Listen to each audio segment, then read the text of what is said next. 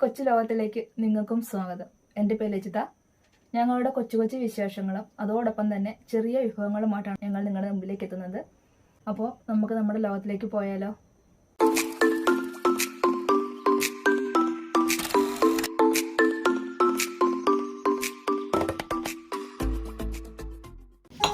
Hi കൂട്ടുകാരെ.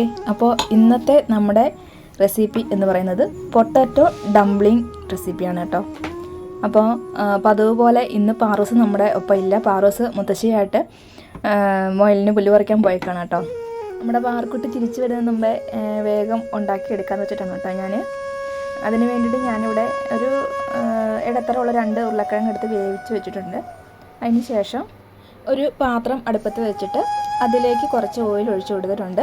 അതിന് ശേഷം ചെറുതായിട്ട് അരിഞ്ഞ ഒരു സവാള, ഒരു വലിയ സവാളയാണ് കേട്ടോ, അത് ചെറുതായിട്ട് കുഞ്ഞുകുഞ്ഞാന്ന് അരിഞ്ഞിട്ട് അതും ഒപ്പം തന്നെ ഒരു ക്യാരറ്റ്, ഒരു വലിയ ഇടത്തരം ക്യാരറ്റും കൂടെ എടുത്തിട്ട് അതും കുഞ്ഞായിട്ട് അരിഞ്ഞിട്ടുണ്ട് കേട്ടോ. ഇനി ഇത് നന്നായിട്ടൊന്ന് വഴണ്ട് വന്നോട്ടെ, അതുവരെ നമുക്ക് ഇളക്കി കൊടുക്കാം.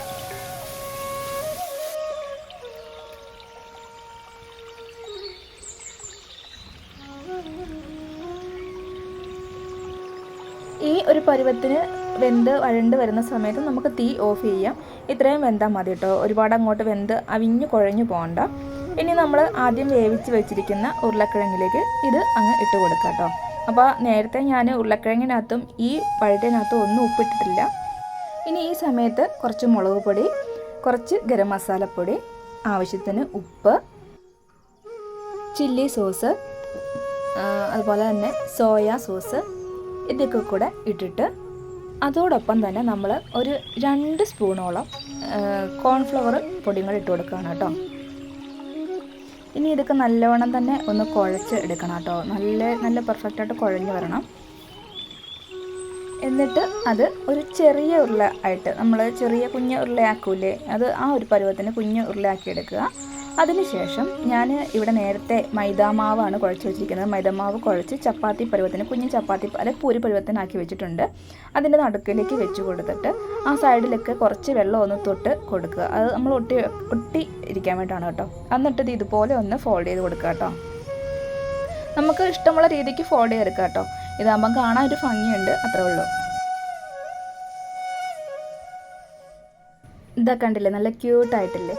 ഇതുപോലെ തന്നെ ഇനി ഞാൻ ബാക്കി പരത്തി വെച്ചതിനകത്തൊക്കെ ഇതുപോലെ നടുക്കോട്ട് വെച്ചിട്ട് അങ്ങോട്ട് ഫോൾഡ് ചെയ്ത് കൊടുക്കുകയാണ് കേട്ടോ.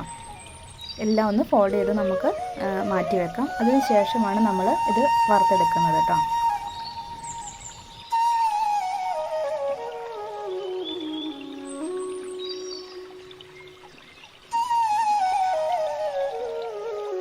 അപ്പോൾ എല്ലാം തന്നെ ഞാൻ ആ ഒരു രീതിക്ക് തന്നെ മടക്കി നല്ല ക്യൂട്ടായിട്ട് തന്നെ വെച്ചിട്ടുണ്ട് കേട്ടോ. ഇനി നമുക്കിത് വറുത്തെടുക്കാവേ. അതിന് കുറച്ച് എണ്ണ ഒഴിച്ചാൽ മതി, മുങ്ങിപ്പോണ രീതിക്ക് എണ്ണയൊന്നും വേണ്ട. കുറച്ച് എണ്ണ ഒഴിച്ചിട്ട് അടി പിടിക്കാതിരിക്കാൻ മാത്രം എണ്ണ ഒഴിച്ചിട്ട് നമുക്ക് ഇത് കമത്തി വെക്കണം കേട്ടോ. നൂർത്ത് വെക്കരുത്, കമത്തി വെച്ചാണ് നമ്മൾ ആദ്യം വേവിച്ചെടുക്കുന്നത് കേട്ടോ.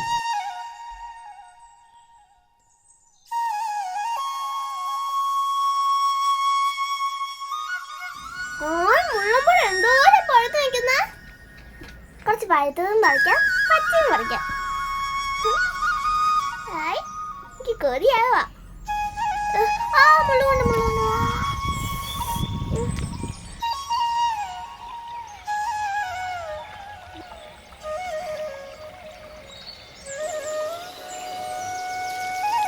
ഇപ്പോൾ ഇതിൻ്റെ അടിവശമൊക്കെ നന്നായിട്ട് വെന്ത് വന്നിട്ടുണ്ട് കേട്ടോ. ആ ഒരു പരുവം മതി. ഇനി നമുക്ക് ഇത് മറിച്ചിട്ട് കൊടുക്കാം കേട്ടോ.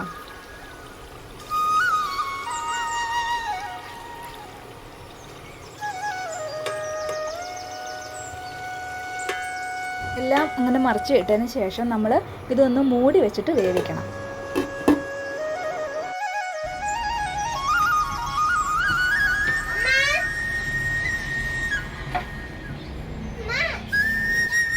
വന്നോ?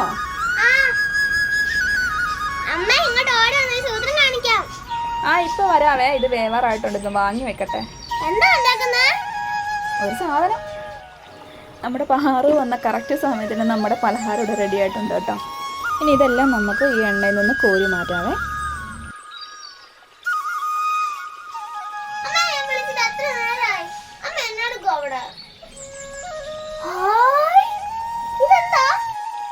ഇതാണ് പൊട്ടറ്റോ ഡംപ്ലിംഗ്. അപ്പോൾ എൻ്റെ കൂട്ടുകാർക്ക് എല്ലാവർക്കും ഇന്നത്തെ എൻ്റെ ഈ പൊട്ടറ്റോ ഡംപ്ലിംഗ് റെസിപ്പി ഇഷ്ടപ്പെട്ടു എന്ന് കരുതുന്നു. ഇഷ്ടപ്പെട്ടിട്ടുണ്ടെങ്കിൽ ലൈക്ക് ചെയ്യാനും ഷെയർ ചെയ്യാനും സബ്സ്ക്രൈബ് ചെയ്യാനും സപ്പോർട്ട് ചെയ്യാനും മറന്നു പോലെ കേട്ടോ. അതുപോലെ തന്നെ ഇതിന് ഉണ്ടാക്കുന്നതിന് ആവശ്യമായിട്ടുള്ള ചേരുവകളും അതിൻ്റെ അളവുകളും ഞാൻ ഡിസ്ക്രിപ്ഷൻ ബോക്സിൽ കറക്റ്റായിട്ട് കൊടുത്തിരിക്കാം. നിങ്ങളും മറക്കാതെ ട്രൈ ചെയ്ത് നോക്കുക കേട്ടോ. കുട്ടികൾക്ക് ഒരുപാട് ഇഷ്ടപ്പെടും. അപ്പോൾ നെക്സ്റ്റ് ഒരു വീഡിയോയുമായിട്ട് ഞങ്ങൾ ബുധനാഴ്ച വീണ്ടും വരുന്നതായിരിക്കും. അതുവരേക്കും എല്ലാവർക്കും നന്ദി.